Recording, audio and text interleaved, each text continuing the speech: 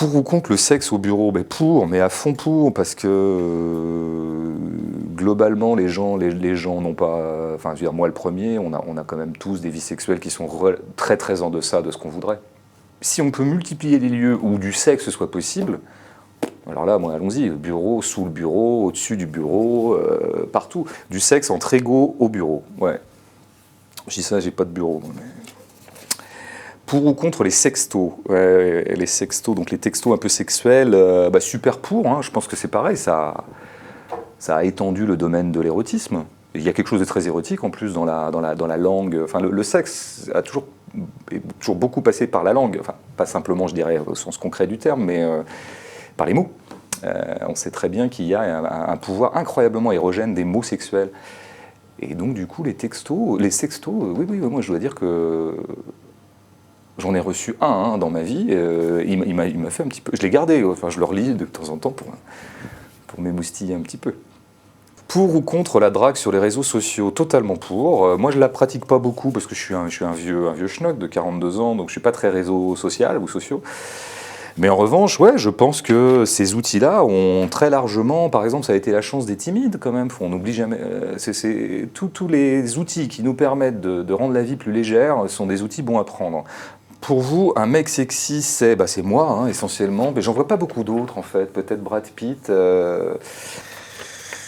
Pour vous, une fille sexy, c'est moi. Non, une fille sexy, il y a plein de filles sexy partout. Avant, vraiment, il y avait une fille que je trouvais très sexy, c'était Nadine Morano. Puis elle m'a un peu déçu. Donc je vais pas, je sais pas, ça a pas collé entre nous pour plein de raisons, peut-être idéologiques, je sais pas. Être dragué par une femme, plaisir ou supplice? Si c'est, je sais pas, ouais. Si c'est Marine Le Pen, je suis pas sûr que ça va être un grand plaisir. Quoique, je suis open moi. Mais en général, être dragué, mais de toute façon, il y a toujours quelque chose de flatteur dans le fait d'être dragué. Et puis, du moment que c'est fait un peu avec humour.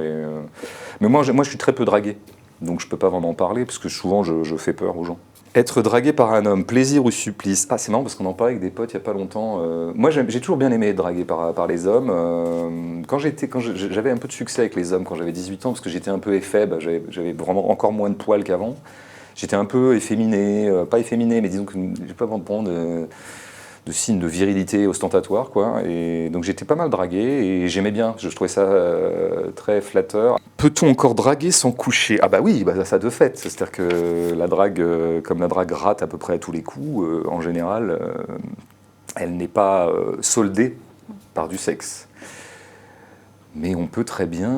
oui. Je pense pas d'ailleurs que le vrai dragueur, celui qui a ça dans le sang, c'est pas forcément quelqu'un qui veut coucher. C'est pas une pulsion sexuelle, je crois pas à la drague. Je pense que c'est plus une sorte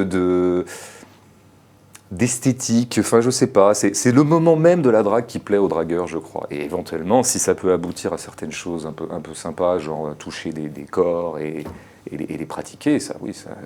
Mais c'est du bonus. Je vous parle de trucs que je connais pas, parce que j'ai pas touché un corps depuis 2003, moi, mais bon.